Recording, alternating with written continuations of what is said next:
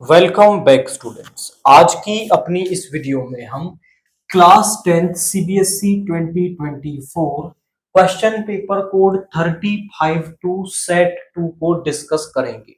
Set 1 को हम previous videos में कवर कर चुके हैं। अब यहाँ सेट 2 के अंदर हम केवल उन क्वेश्चंस को पढ़ेंगे जो सेट 1 से डिफरेंट है। सेम वाले क्वेश्चंस को आप यहां क्लिक करके सेट 1 के अंदर देख सकते हैं। तो क्वेश्चन 3 हमसे क्या कह रहा है, the next term of the AP. हमें एक एपी दे रखा है एंड उसकी नेक्स्ट टर्म क्या होगी वो हमें बताना है। तो हमारे पास जो एपी है दैट एपी इज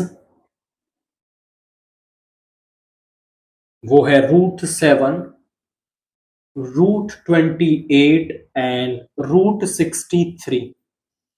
और हमें यहां पर इससे अगली टर्म, ये 3 टर्म है, मतलब हमें चौथी term that is 4th term हमें यहां पर बतानी है। तो किसी भी टर्म को, कोई भी जो एपी है उसकी अगर हमें कोई सी भी टर्म निकालनी हो तो उसके लिए हमें फर्स्ट टर्म और कॉमन डिफरेंस पता होना चाहिए, फिर हम उस एपी की कोई भी टर्म निकाल सकते हैं।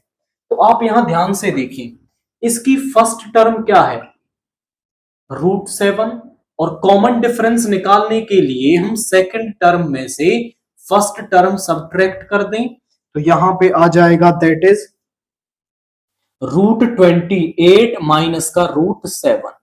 अब आप बोले सर ये तो आ गया डी, नहीं, अभी हमें ना √28 को थोड़ा और सिंप्लीफाई करना होगा। अगर रूट के अंदर ऐसा लिखा हुआ है 4 इंटू 4 इंटू 7, तो यहां से ये 4 का पेयर बन रहा है, तो एक 4 बाहर आ जाएगा और यहां पे हो जाएगा √7। ये होता कैसे है, मैं इसे 4 का स्क्वायर लिख सकता हूं इंटू में 7, और रूट ऑफ ए बी को आप root of A into root of B लिख सकते हो। तो यहां पे आ जाएगा रूट, यहां पे आ जाएगा रूट, स्क्वायर से रूट कैंसिल हो गया, यहां बच गया 4√7। तो हम डायरेक्टली लिख लेते हैं कि पेयर में से एक बाहर आ जाएगा, दूसरा अंदर रह जाएगा। तो यहां पे आ गया, इस 28 को आप लिख सकते हो 2 इंटू 2 इंटू 7 माइनस का √7। 2 का पेयर बन रहा है, एक बाहर आ जाएगा, 2√7 माइनस √7। तो यहां 2 यहां 1, तो ये आ गया √7। Common difference is √7। हमें निकालनी है फोर्थ टर्म।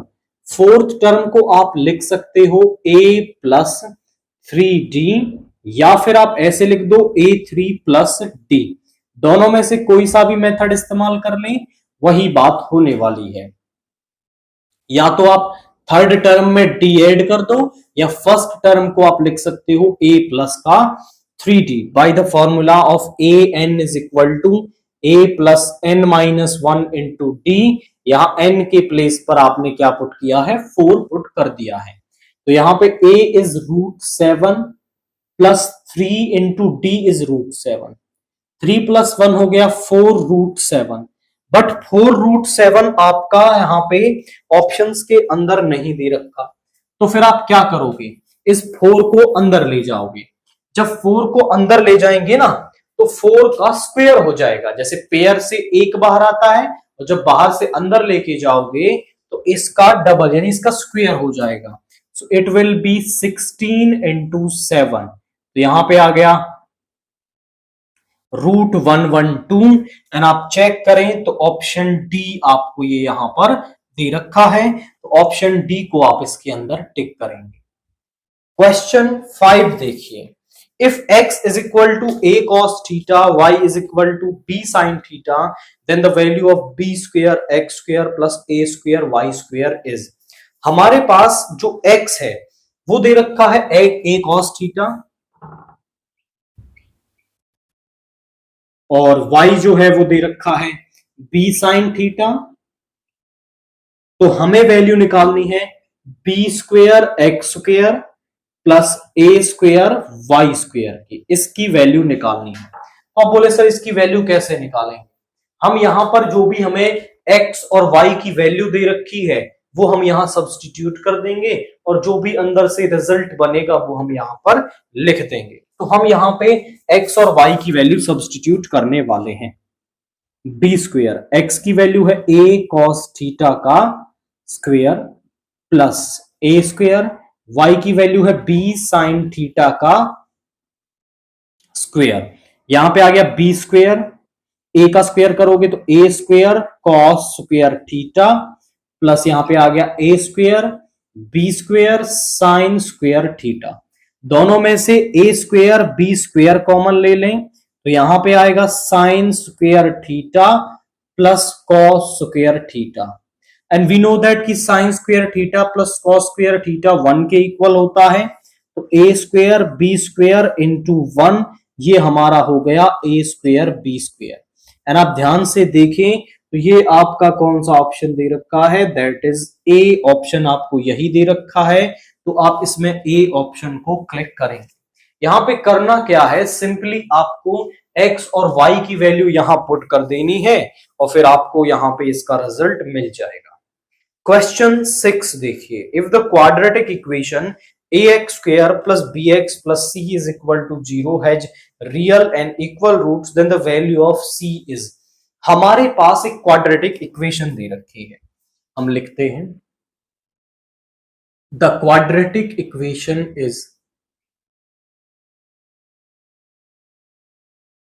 वो हमारे पास है ax square plus bx plus c is equal to 0, ये दे रखी है। एंड वो कह रहा है इसके पास रियल एंड इक्वल रूट्स हैं। अगर हमारे पास जो डिस्क्रिमिनेंट है जिसको हम कहते हैं b स्क्वेयर माइनस 4ac, मैं यहीं पर लिख देता हूं d is equal to b square minus 4ac greater than 0 आ रहा है, तो रूट्स होते हैं रियल एंड डिस्टिंक्ट। डिस्टिंक्ट मतलब अलग अलग। और अगर d आपका that is b square minus 4ac आपका इक्वल टू 0 आ रहा है, तो रूट्स होते हैं रियल एंड इक्वल। और अगर d आपका दैट इज लेस देन 0 आ रहा है तो नो रियल रूट एग्जिस्ट, तो तब कोई रियल रूट होता ही नहीं है। अब क्वेश्चन हमसे कह रहा है कि उसके जो रूट्स हैं वो रियल एंड इक्वल हैं, that means this b square minus 4ac जो है वो 0 के इक्वल होगा। और वो कह रहा है अब आप c की वैल्यू बता दीजिए, तो इस 4ac को इधर ले आएंगे, b square is equal to 4ac, c को इधर रख लो, c is equal to b square by 4a, यानी जो c की वैल्यू है वो b स्क्वेयर बाई 4a आ गई। दैट मीन्स आप ऑप्शन c को इसके अंदर यहां पे टिक करेंगे, जो आपको यहां पर c की वैल्यू मिल रही है। क्वेश्चन 12 देखिए, if the prime factorisation of 2500 is, हमें क्वेश्चन के अंदर क्या दे रखा है, this is question 12, prime factorisation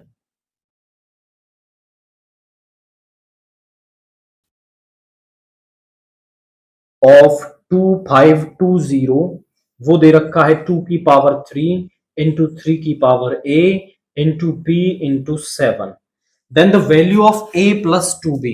तो हमें a प्लस 2b की वैल्यू निकालनी है।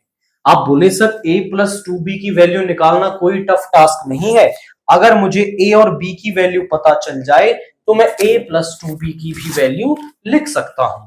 तो जरा चेक करिए, हमने पढ़ा है कि किसी भी नंबर, किसी भी कॉम्पोजिट नंबर के जो प्राइम फैक्टर्स हैं वो यूनिक होते हैं। Prime factorisation of any composite number is unique, वो एक ही होता है, दूसरा कोई प्राइम फैक्टराइजेशन उसका हो ही नहीं सकता है। यानी ये तो हमें क्वेश्चन में दे रखा है, एक हम भी इसका प्राइम फैक्टराइजेशन कर लेते हैं।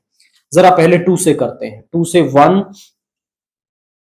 0, फिर 2 से करते हैं, फिर 2 से करते हैं,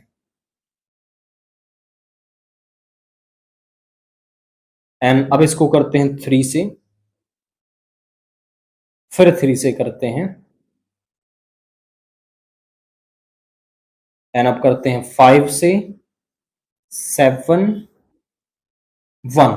तो 2520 के जो प्राइम फैक्टर्स हैं वो क्या आ रहे हैं, 1 2 3, 2 की पावर 3 मल्टीप्लाई 3 का स्क्वेयर मल्टीप्लाई 5 मल्टीप्लाई 7, और यहां पे आ रहे हैं 2 की पावर 3, 3 की power a into b into 7। अब जरा आप यहां वैल्यूज कंपेयर करेंगे, यहां 3 का स्क्वायर है और यहां पे 3 की पावर है a। अब ये 2520 के ही प्राइम फैक्टर्स हैं, तो यहां पे 3 का स्क्वायर ही होगा, यानी a की वैल्यू 2 मिल गई। यहां पे 5 है, यहां पे b है, तो यहां पे आप कह सकते हो b इज इक्वल टू में 5 आपका यहां पे होगा। तो a और b मिल गया। क्वेश्चन हमसे कह रहा था वैल्यू निकालनी है a प्लस 2b की, यानी 2 प्लस 2 इंटू में 5, यानी 2 प्लस 10 दैट इज 12 हमारे पास आ रही है। की फैक्टर जो की पॉइंट है वो क्या है कि प्राइम फैक्टराइजेशन यूनिक होता है, आप उन्हें कंपेयर करके a और b की वैल्यू निकाल सकते हैं, और फिर यहां पे a प्लस 2b को भी आप इसके अंदर यहां पे लिख सकते हैं। क्वेश्चन 17 देखिए, the ratio of the length of a pole and its shadow on the ground is 1:√3। The angle of elevation of the sun is, हमारे पास क्या है, एक पोल है, वी हैड अ पोल जिसकी कुछ शेडो बनती है, मान लिया वो जो पोल है वो ए बी है और उसकी शेडो बनती है बी सी, तो ये जो यहां पे एंगल बन रहा है this is angle of elevation theta. वो कह रहा है कि उसकी हाइट का शेडो के साथ जो रेशियो है वो हमें दे रखा है 1/√3, तो हमें ये थीटा बताना है। आप यहां पे देखो तो हाइट मतलब क्या है, दैट इज ए बी, और शेडो मतलब क्या है, B C is equal to 1/√3। Now आप देखें तो in triangle A B C ले लो, आप in triangle A B C ले लो, हमारे पास क्या होता है P B P over H H B. अगर मैं आपसे कह रहा हूं perpendicular over base, perpendicular over base मतलब 10, कैसे पता लगाते हैं, सी एंगल से 90 डिग्री की तरफ मूव कीजिए, पहली साइड बेस, उससे अगली साइड परपेंडिकुलर एंड बची हुई हाइपोटेनियस।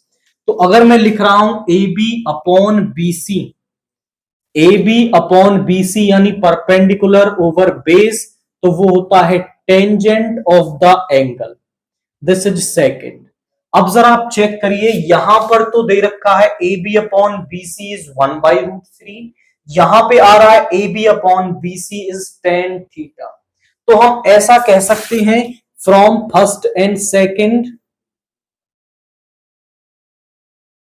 कि जो tan थीटा है वो आपका क्या होगा, वो 1/√3 होगा।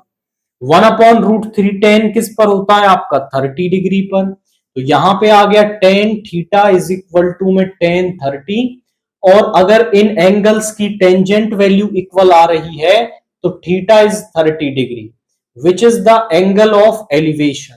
तो हमारे पास जो एंगल ऑफ एलिवेशन है वो यहां पे 30 डिग्री होगा, तो हमें एंगल ऑफ एलिवेशन यहां पे 30 डिग्री मिल रहा है। क्वेश्चन 18 देखिए, if the mean and mode of a data are 24 and 12 respectively then its median is। अब जब ऐसा हो, मीन मोड और मीडियन में से कोई दो दे रखे हो, तीसरा हमसे पूछ रहा हो, तो हमारे पास इनके बीच में एक एम्पेरिकल रिलेशन होता है, वो होता है 3 median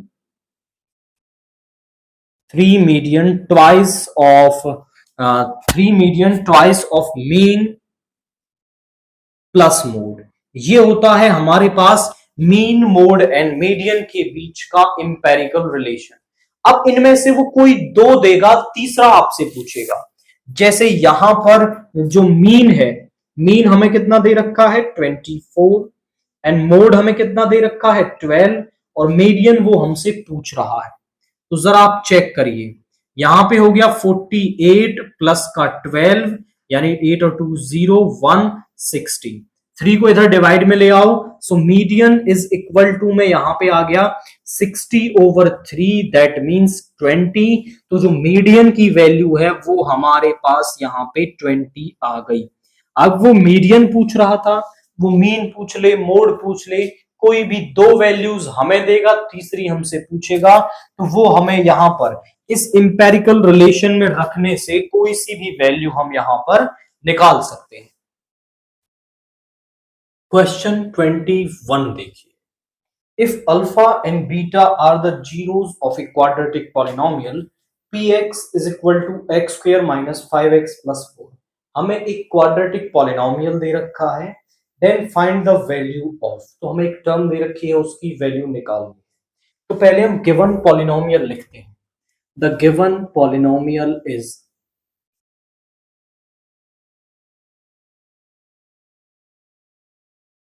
वो है हमारे पास that is px is equal to x square minus 5x plus 4। इसे हम नाम दे देते हैं 1, एंड यहां पे हमें वैल्यू निकालनी है 1 upon alpha, 1 upon alpha plus 1 upon beta minus 2 alpha beta. आप बोले सर इसके लिए ना हम अल्फा बीटा निकाल लेंगे और फिर इसकी वैल्यू हमें पता चल जाएगी, तो आपको ऐसा नहीं करना है। अल्फा बीटा निकालने की जरूरत ही नहीं पड़ेगी। आप इन दोनों का ना एलसीएम ले लो, इन दोनों का एलसीएम आ जाएगा अल्फा बीटा, तो इन दोनों का एलसीएम आ गया अल्फा बीटा, और यहां पे आ गया alpha plus beta minus 2 alpha beta. Product of zeros, sum of zeros, केवल आप सम ऑफ जीरोज और प्रोडक्ट ऑफ जीरोज निकाल के यहां पुट कर देंगे ना तो वैल्यू मिल जाएगी। अल्फा बीटा निकालने की जरूरत नहीं है। तो यहां पे इस फर्स्ट को कंपेयर कर लो, comparing first with ax square plus bx plus c is equal to px, standard form के साथ। तो a हमारे पास आ गया दैट इज x स्क्वायर का कोफिशिएंट 1, b आ गया माइनस का 5, c आ गया 4। अब alpha plus beta sum of zeros हमारे पास होता है माइनस का b अपॉन a, यानी कि माइनस और b है हमारा माइनस का 5, ये फॉर्मूले का माइनस है, upon 1 that is 5, and product of zeros हम निकालें that is c upon a, यानी कि 4/1 इज इक्वल टू 4, हमारे पास ये आ गया। अब यहां पर आप समझे तो अल्फा प्लस बीटा मिल गया। अब अपनी टर्म ले लो जो हमें निकालनी,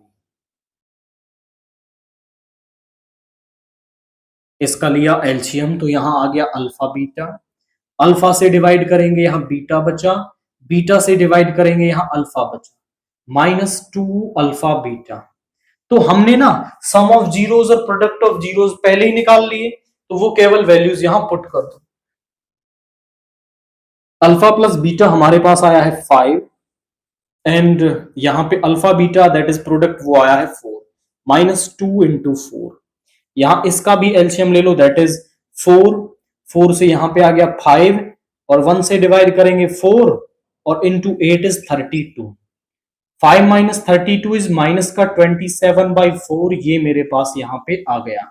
तो इस टर्म की जो वैल्यू है वो आपको अल्फा बीटा निकालने की जरूरत नहीं है, केवल सम एंड प्रोडक्ट ऑफ जीरोज आप निकाल लेंगे, तो यहां पे इस टर्म की वैल्यू माइनस 27/4 यहां पे आ जाएगी। क्वेश्चन 30 देखिए, प्रूव दैट, हमें क्या प्रूव करना है? Prove that sine theta upon 1 plus cos theta plus 1 plus cos theta upon sine theta is equal to 2 cosecant theta है। ये हमें प्रूव करना है। तो प्रूव करने के लिए ना सबसे पहले तो हम इसकी क्या ले लेते हैं, LHS, टेकिंग LHS। हमने LHS को ले लिया, वो आ गया sign theta upon 1 plus cos theta, and यहां पे आ गया 1 plus cos theta upon sine theta. अब जरा देखिए हम क्या करें सर, यहां पे ले लो आप एलसीएम, तो एलसीएम क्या आ जाएगा, दोनों की मल्टीप्लाई, यहां पे आ गया 1 प्लस कॉस थीटा और यहां पे आ गया इनटू में साइन थीटा। जब 1 प्लस कॉस थीटा से डिवाइड करेंगे तो ये हो जाएगा, बचेगा साइन थीटा, मल्टीप्लाई किया तो sign square theta. Sine theta से डिवाइड करेंगे 1 प्लस कॉस थीटा, यहां पे आ जाएगा 1 प्लस कॉस थीटा का स्क्वायर। जरा चेक करिए, यहां पे आ गया sine square theta plus A plus B का होल स्क्वायर लगाएंगे 1 का स्क्वायर, कॉस का square is cos square theta plus 2 cos theta, और यहां पे आ गया that is 1 plus cos theta into में sine theta. Sine square theta plus cos square theta होता है 1, ये वाला 1 आ गया, 2 कॉस थीटा अपॉन में 1 प्लस कॉस थीटा इनटू में साइन थीटा, ये हो गया 2 plus 2 cos theta upon 1 plus cos theta into में साइन थीटा। ऊपर से 2 कॉमन आ सकता है तो हमने ले लिया 1 प्लस कॉस थीटा, और नीचे है आपका 1 प्लस कॉस थीटा इनटू में sine theta. 1 plus cos theta से 1 प्लस कॉस थीटा, साइन ऊपर जाके कि बन जाएगा 2 कॉसिकेंट थीटा, और यही क्या है हमारी RHS। तो क्वाइट सिंपल टाइप का क्वेश्चन, केवल हमने एलसीएम लिया और टर्म्स को सिंपलीफाई किया तो हमें यहां पर जो RHS है वो हमारी मिल गई है। क्वेश्चन 31 देखिए, a jar contains 54 marbles, each of one is blue green और व्हाइट। हमारे पास एक जार है जिसके अंदर ब्लू ग्रीन और व्हाइट मार्बल्स हैं, और टोटल मिला के 52 मार्बल्स उसके अंदर प्रेजेंट है। अब क्या कह रहा है question, the probability of selecting a blue marble at random from the jar is 1/3 and green के आने की 4/9, how many white marbles does this jar contain. अब जरा समझिए कि अगर हम जैसे यहां पे ब्लू बॉल आने की प्रोबेबिलिटी को 52 से टोटल से मल्टीप्लाई कर देंगे तो इसके अंदर कितनी ब्लू बॉल है वो हमें मिल जाएगा। ग्रीन बॉल आने की प्रोबेबिलिटी को टोटल से, तो वो पूछ रहा है नंबर ऑफ व्हाइट बॉल्स कितने हैं। तो व्हाइट बॉल आने की जो प्रोबेबिलिटी है उसे 52 से मल्टीप्लाई कर दोगे तो व्हाइट बॉल्स मिल जाएंगे, बट वो भी नहीं दे रखी है तो उसे भी निकालना होगा। तो हम यहां पे मान लेते let B denotes the event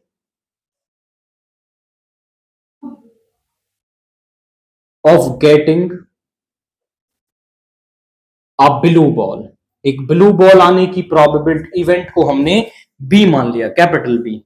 जी मान लिया हमने कि हमें एक ग्रीन बॉल मिले, एंड डब्ल्यू मान लिया हमने कि हमें एक अंदर से व्हाइट बॉल। मैंने लाइन खींची, आप पूरी लाइन लिखेंगे क्योंकि आप एग्जाम में करेंगे, मैं शॉर्ट में कर रहा हूं।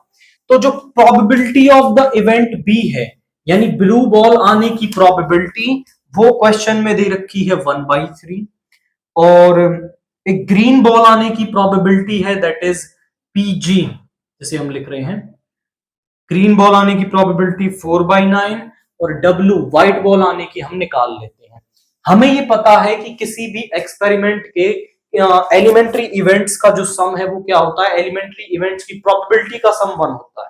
यानी यहाँ पे 3 ही केस हो सकते हैं, तो सभी की जो प्रोबेबिलिटी का जो सम है वो आपका क्या होगा, 1 होगा। अब इनके अलावा तो और कोई इवेंट हो ही नहीं सकता यहाँ पे। तो ये दोनों पता है, नहीं इधर ले आओ। PW is equal to 4/9 minus PB minus का PG। 4/9 माइनस PB कितना है 1/3, PG कितना है 4/9। आप एलसीएम लेंगे तो 9, यहां पे आ गया 4 एंड 3 3 ये आ गया हमारे पास, this is 1/3 and 4/9 of green ball, और यहां पे आ गया ओके दिस इज नॉट 4/9, सभी का जो सम है वो 1 होता है। दिस इज 1, दिस इज 1 से डिवाइड करेंगे तो यहां पे आ गया 9 माइनस 3 माइनस 4 दैट इज 2/9। तो एक व्हाइट बॉल के आने की जो प्रोबेबिलिटी है वो 2/9 आ गई। सभी इवेंट्स की प्रोबेबिलिटी का सम 1 होता है, ना कि 4/9, हम गलती से उसे यहां लिख गए। तो प्रोबेबिलिटी ऑफ व्हाइट बॉल हमारे पास 2/9 आ गया। अब नंबर ऑफ व्हाइट बॉल्स कितनी होंगी, नंबर ऑफ व्हाइट बॉल्स हमारे पास कितनी होंगी, we have number of white balls आप इसकी प्रोबेबिलिटी को टोटल नंबर से मल्टीप्लाई कर दो, इतने व्हाइट बॉल्स आपके पास यहाँ पे होंगे। तो टोटल आपके पास 12 व्हाइट बॉल्स यहाँ पे होंगे। अगर आपको ग्रीन बॉल निकालनी होती तो ग्रीन बॉल की प्रोबेबिलिटी को टोटल से मल्टीप्लाई कर देते तो आपको ग्रीन बॉल्स यहाँ पर मिल जाती, जो एक क्वाइट सिंपल टाइप का क्वेश्चन यहाँ पर दे रखा है। क्वेश्चन 34 देखिए, a tent is in the shape of a cylinder. एक जो टेंट है वो सिलेंडर की शेप का है, surmounted by a conical top, जिसके ऊपर एक कॉनिकल टॉप लगी हुई है। If the height and diameter of cylindrical part are 3.5 metre, जो सिलेंड्रिकल पार्ट है उसकी हाइट जो है वो 3.5 मीटर है एंड उसकी जो डायमीटर है वो 6 मीटर है। डायमीटर 6 है तो जो रेडियस है वो 3 मीटर हो जाएगी एंड यहां पर भी रेडियस कितनी होगी, 3 मीटर होगी। और सिलेंड्रिकल और कॉनिकल पार्ट दोनों की रेडियस 3 मीटर हो जाएगी and slant height of the top is 4.2 metre, और जो इसकी स्लैंट हाइट है वो 4.2 मीटर हमारे पास यहां पे दे रखी है। Find the area of the canvas used for making the tent. तो उस टेंट को बनाने के लिए कैनवस कितना यूज होगा। अब देखिए बेस में तो कैनवस यूज होता नहीं है, एक तो सिलेंडर के चारों तरफ और ऊपर वाले पार्ट को बनाने में, मतलब कर्व्ड सरफेस एरिया। अगर आप इनका कर्व्ड सरफेस एरिया निकाल दें तो आपको ये पता चल जाएगा कि कितना कैनवस यूज हुआ है। तो यहां पे आप पहले कैनवस निकाल लीजिए और फिर उसकी कॉस्ट हम 500 से मल्टीप्लाई करके पता लगाएंगे। तो हम यहां लिखते हैं height of cylinder, height of cylinder जो है वो हमारे पास दे रखी है 3.5 मीटर। रेडियस ऑफ सिलेंडर, और हम कह दें कि रेडियस ऑफ कॉन दोनों ही एक ही है, radius of cone is also 3 metre. Slant height is equal to 4.2 metre. तो यहां पे कैनवस यूज्ड, कितना कैनवस यूज हुआ है, कैनवस यूज हुआ है आपका CSA of cylinder plus CSA of cone. Cylinder का CSA और कॉन का CSA दोनों को सम कर देंगे तो हमें यहां पर कितना कैनवस यूज हुआ है वो मिल जाएगा।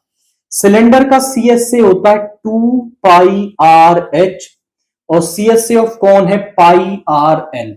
देखिए क्वेश्चन करना कोई टफ टास्क नहीं है, लेकिन कैलकुलेशन को एक प्रोसेस से एक सिंपलर वे में सॉल्व करने का तरीका होता है जिससे आपकी कैलकुलेशन नहीं पड़ती है। तो यहां से ना πR दोनों में से कॉमन ले लो, यहां बच गया 2H plus L। Pi is 22/7, R is 3 and 2 into 3.5 plus L is 4.2। जरा ऐड करते हैं, 22/7 इंटू में 3 और यहां पे आ गया 7 प्लस 4 11.2। पॉइंट हटाने के लिए आप यहां पे 10 कर लो, 7 से 16 टाइम तो ये आ गया 66 इंटू 16। तो यहां पे आ गया 16 6 जा 96, कैरी आ गया 9, 16 6 जा 96 और 96 प्लस 9 हो गया 105/10, यानी 105 पीछे से पॉइंट लगाएंगे, पॉइंट मीटर स्क्वायर। इतना कैनवस वहां पर यूज हुआ है फॉर मेकिंग द टेंट। अब आप कह सकते हो कि कॉस्ट ऑफ कैनवस क्या होगी, cost of canvas is rate into में एरिया। तो यहां पे रेट कितना है, 1 मीटर स्क्वायर का 500 रुपीज लेते हैं और एरिया कितना है 105.6। पॉइंट हटाने के लिए नीचे 10 कर ले, 0 से 0 कैंसिल हो गया, 1 0 यहां पर आ गई, 5 6 जा 30 कैरी 3, 5 5 25, 3 8, 28 5। तो यहां पे जो कॉस्ट है वो 52,800 रुपीज हमारे पास आ। तो केवल कर्व सरफेस एरिया को सम कर देना है, तो हमें यहां पर इसका क्या है, कॉस्ट मिल जाएगी कैनवस की, और यहां पर इसका जो कितना कैनवस यूज हुआ है वो भी हम यहां पे फाइंड आउट कर पाएंगे। क्वेश्चन 35 का ए पार्ट देखिए। A two-digit number is such that the product of the digits is 14. When 45 is added to the number, the digits are reversed. आप यहां समझे कि आप पहले ये समझो कि टू डिजिट नंबर होता कैसा है। टू डिजिट नंबर जैसे 29 की हम बात करें तो वो होता है 10 इंटू टू प्लस में 9। यहां पर 10 ये वाली होती है हमारे पास यूनिट डिजिट, और ये होती है हमारे पास टेंस डिजिट। तो यहां पे हम एक टू डिजिट नंबर मान लेते हैं। Let a two digit number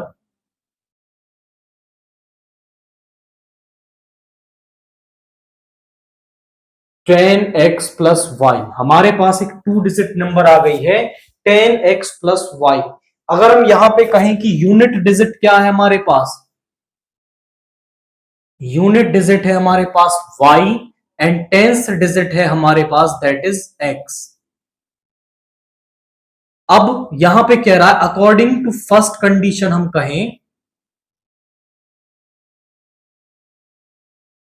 दोनों डिजिट्स का जो प्रोडक्ट है वो 14 दे रखा है, दिस इज फर्स्ट। और अकॉर्डिंग टू सेकंड कंडीशन हम कहें, वो कह रहा है कि अगर नंबर के अंदर हम क्या कर दें, 10x प्लस वाई के अंदर हम 45 ऐड कर दें तो डिजिट्स रिवर्स हो जाती है, यानी एक्स वाई की पोजीशन बदल जाएगी। यहां हो जाएगा 10y प्लस एक्स। अब इन दोनों को इधर ले आओ, 10x माइनस का x प्लस वाई माइनस का 10y plus 45 is equal to 0। 9x minus 9y plus 45 is equal to 0। 9 common ले लिया, x माइनस वाई यहां बचा 5 इज इक्वल टू 0। 9 इधर डिवाइड में जाएगा और 0 बन जाएगा, तो यहां पे आ गया x minus y plus 5 is equal to 0। यहां से आप y की वैल्यू निकाल लो, दैट इज 14 बाई एक्स। यहां पुट कर दो x minus 14 by x plus 5 is equal to 0। LCM ले लो x, तो यहां आ गया एक्स स्क्वायर माइनस 14 प्लस का 5x is equal to 0। x इधर मल्टीप्लाई होके 0 बन जाएगा। X square plus 5x minus 14 is equal to 0। अब हमें ऐसे दो नंबर्स चाहिए जिनका प्रोडक्ट हो माइनस का 14 और ऐड करने पर हमें मिले प्लस का 5। तो हमारे पास ऐसे दो नंबर्स हो जाएंगे दैट आर 7 एंड माइनस का 2। X square plus 7x minus का 2x minus 14 is equal to 0। यहां से x कॉमन ले लिया तो x प्लस 7, यहां से माइनस 2 कॉमन ले लिया तो x plus 7 is equal to 0। दोनों में से x प्लस 7 कॉमन ले लो, तो यहां बचा x minus 2 is equal to 0। अब या तो x प्लस 7 0 होगा या फिर x माइनस 2 0 होगा। यहां से x आ गया माइनस का 7 which is not possible. x जो है वो माइनस 7 नहीं हो सकता, यहां से ले आए तो x इज इक्वल टू 2।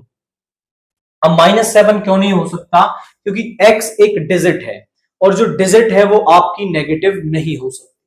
जब x को 2 यहां पर रखोगे तो y आ जाएगा 7। तो जो हमारे पास नंबर है, नंबर क्या आ गया, वो 10 इंटू 2 प्लस 7 यानी कि 27। तो जो हमारे पास नंबर है ना वो यहां पे 27 आ रहा है। केवल रिक्वायर्ड कंडीशंस आपको बनानी है एंड फिर आप यहां पे एक्स वाई निकाल पाएंगे, उसको यहां पुट कर देंगे तो आपको वो टू डिजिट नंबर मिल जाएगा। क्वेश्चन 35 का बी पार्ट देखिए। The side of A square exceed the side of another square by 4 centimetre. एक कोई स्क्वायर है जो किसी दूसरे स्क्वायर से उसकी साइड 4 सेंटीमीटर ज्यादा है, मतलब उसकी 10 है तो इसकी 14 है, उसकी 15 है तो इसकी 19 है, 4 ज्यादा है। And the sum of the areas of two squares is 400 centimetre square, find the sides of square. तो हम मान लेते हैं कि पहले वाले स्क्वायर की साइड जो है, let the side of square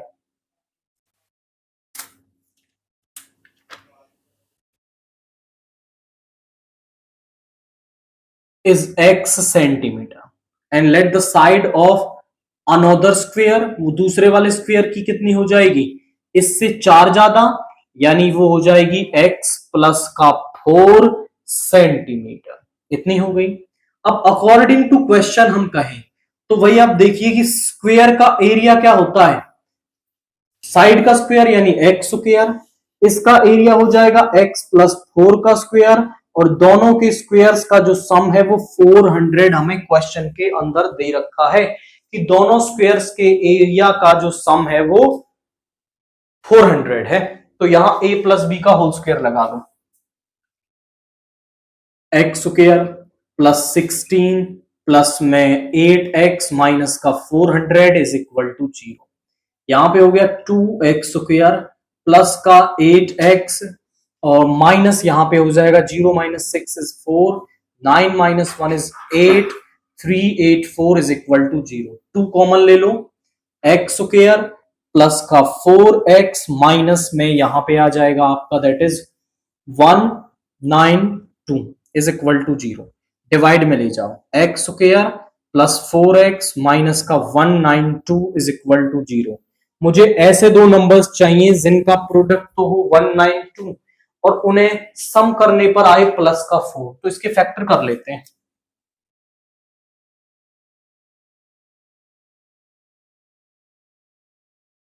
यहां पे आ रहा है दैट इज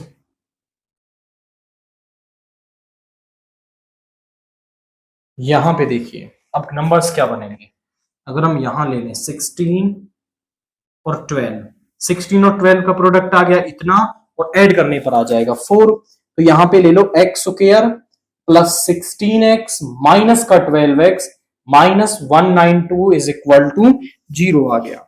अब यहां से x कॉमन लोगे तो x प्लस 16, दोनों में से माइनस 12 कॉमन लोगे तो x plus 16 is equal to 0। दोनों में से x प्लस 16 कॉमन ले लो तो यहां पे आ गया x minus 12 is equal to 0। या तो x प्लस 16 0 होगा या x माइनस 12 0 होगा। तो x आ गया माइनस का 16, वो हो नहीं सकता, और x आ गया 12। आप बोले सर माइनस 16 क्यों नहीं हो सकता, क्योंकि जो x है ना वो है साइड ऑफ स्क्वायर, साइड मतलब है वो लेंथ, और लेंथ कभी भी नेगेटिव नहीं हो सकती, दैट्स वाई जो x है वो माइनस 16 नहीं हो सकता।